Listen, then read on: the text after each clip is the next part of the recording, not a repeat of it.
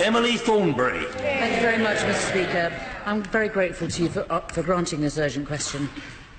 Yesterday's horrific massacre at the Gaza border left at least 58 dead and almost 3,000 injured. And our first thoughts today are with those Palestinians mourning their loved ones or waking up with life-changing injuries. And what makes yesterday's events all the worst is that they didn't come as a result of some accidental overreaction to one day's protests, but as the result of a culmination of 6 weeks, an apparently calculated and deliberate policy to kill and maim unarmed protesters who pose no threat to the forces on the Gaza border.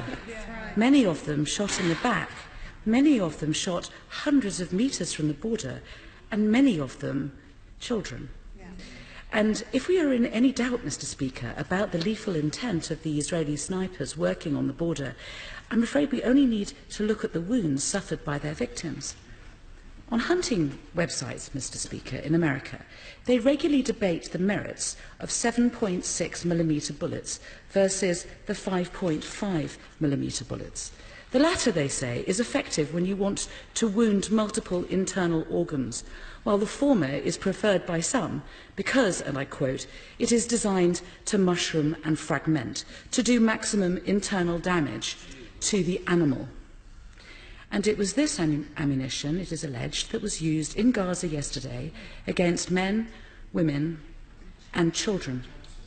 On the very first day of the violence, Mr. Speaker, the UN Secretary-General called for an independent investigation into those incidents, and last night the Kuwaiti government asked the UN Security Council to agree a statement doing the same, only to be vetoed by the United States. And while I agree with every word of that Kuwaiti statement, it is easy to see why the US vetoed it, because it was critical of their Jerusalem embassy move.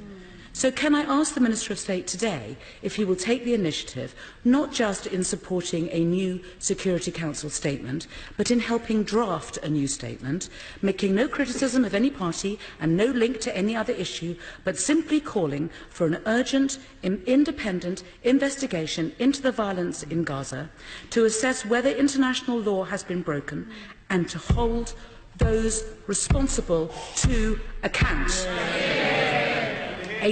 A statement that no country could reasonably object to, not even the United States, unless they are prepared to make the case that there is one rule for the government of Israel and another one for everyone else.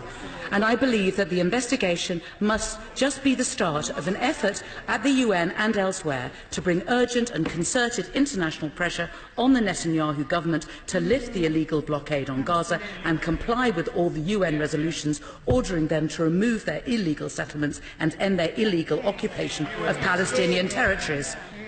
If yesterday's death can act as a catalyst for that action, then at least they will not have been in vain. And in the interim, especially as the protests resume today, will the Minister of State join me in urging the Israeli forces serving on the Gaza border to show some long overdue responsibility to their fellow human beings and stop this vicious slaughter?